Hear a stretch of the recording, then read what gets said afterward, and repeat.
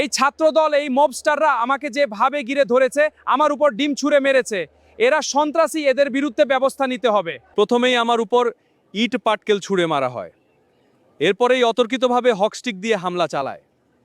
আমাকে লক্ষ্য করে কিল খুলছি, ধাক্কা কামানো হয়। হামলাকারীরা ক্যামেরা, মোবাইল, মানিব্যাগ, টাকা পয়সা ছিনতাই করে নেয়। হ্যাঁ, এটা একটা পরিকল্পিত হামলা ছিল। আমরা এর বিচার চাই, প্রশাসনের হস্তক্ষেপ দাবি করছি।